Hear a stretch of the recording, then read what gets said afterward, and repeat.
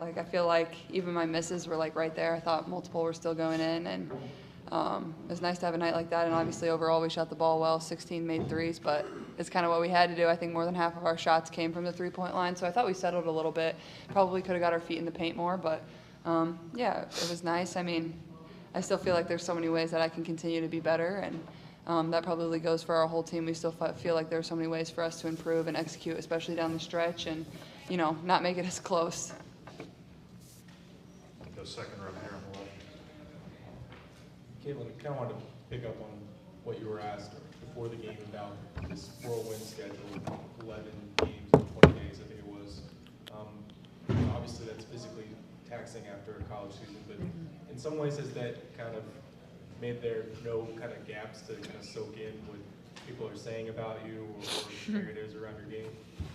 Yeah, I think the biggest thing is, like, there's not time to sulk from a loss. Like, it's just one after the next, but at the same time, like, all of us would say, like, that's just not ideal. It's not an ideal way to play basketball. I think you could see the exhaustion on our faces, more mentally than probably physically. Obviously, physically we're exhausted, but I think mentally it's hard to stay sharp in those moments when you're going game to game, and, mental preparation is probably the most important thing. So, proud of our group. Certainly battled, and now we feel like we're kind of through that hump, and we had a couple days of practice and, time to kind of improve in ways that we thought we needed to improve. And, I thought we came out here, and the Mystics are a great team. It feels like they're in so many close games all throughout the season. So another close one tonight, and, we found a way to battle and get done. Front row, Chloe on the right. Yeah, for either of you, there was that 7-minute stretch in the second quarter where you didn't have a field goal. Just what was the halftime message? How did you kind of bounce back from the second half? The idea is to be as fluid as we can.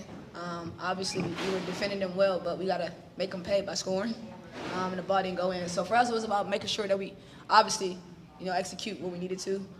But that third quarter is always a big one for us. Third quarters are like can be our Achilles heel. So the transition for us from halftime to third quarter was to kind of stay focused on the first 5 minutes, and then being able to execute and defend at the same time. Second row on the left here.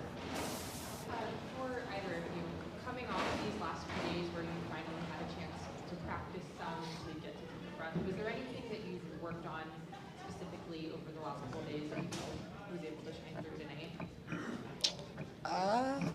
I mean, I think we honestly just ran through a ton of our plays. Like, I Yeah, feel like I we've said we just gone ran a from, lot. like, we've only been able to put stuff in walkthroughs and shoot arounds, and, like, we haven't had time to, like, actually work on it versus live competition versus our practice boys. And, we worked a lot on our defense too. We worked a lot versus the blitz, because we've just been getting blitzed so much on ball screens this year. So it was good to get in the gym and be able to work on that with our 4 and 5 player and myself and Edub and Wally, whoever's taking care of the ball, just to get a little bit more comfortable and know our exact reads out of those. So I would say all those things, but it wasn't anything like complex. It was just like a simple practice of like getting to actually play live and work on set plays and our defense and things like that.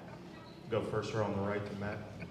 Hi, Caitlin. In the middle of your 7 threes, did you ever kind of pause and kind of consciously realize, like, whoa, Kate Lou's sister is guarding me on most of the possessions in this game? No, I did not think that. I feel like as a competitor, like, you don't even know who's guarding you half the time. I think and I know Richard's guarded me some there in the third, maybe at the beginning of the fourth.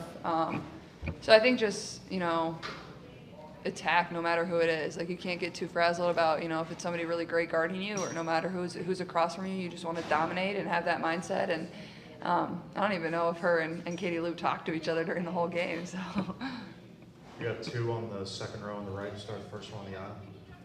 Caitlin, you had that stretch in the second half where you're hitting 1 3 after another. What's that like? What goes through your mind of, like, it's falling and it's all working? Well, I started off missing my first 2, so it was kind of annoying because both of them were pretty open. But I think just keep shooting. That's what shooters do. And honestly, I thought my teammates set really good screens. And I think that just shows, like, when you set and use screens, like, no matter what you're running, even if the other team knows it, like, it can still be really effective. Katie Lou set a couple of really great screens and got me open.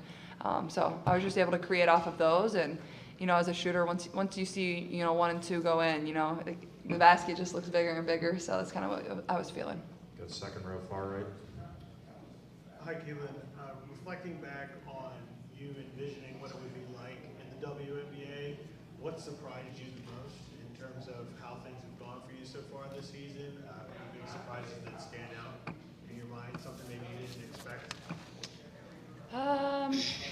say anything surprising. I mean, the physicality is, I mean, I knew what I was getting into.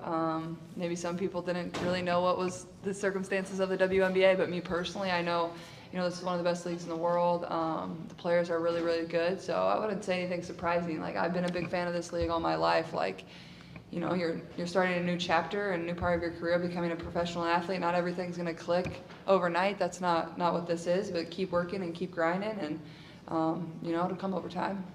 You got back row on the left here, guys. Caitlin, this morning you mentioned you take a second, being that this is your first season, to walk around, soak up the gym, soak up all these experiences. You said every city and every gym is unique in its own sense. What was unique about this experience tonight?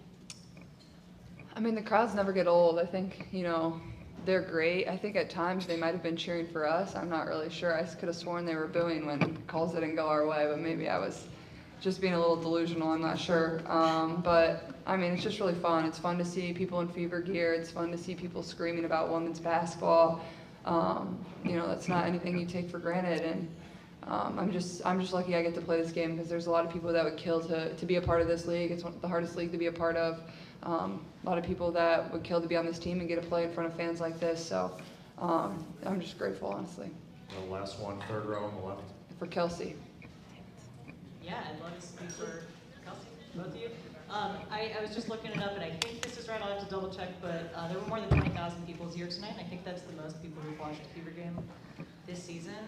And, Kelsey especially, like, having played for the Fever last season, it's not your rookie year. Like, does that feel different to you, playing in front of 17,000, 18,000, 20,000 here tonight? I mean, it's more than the Wizards typically get here, So, like, how does that feel?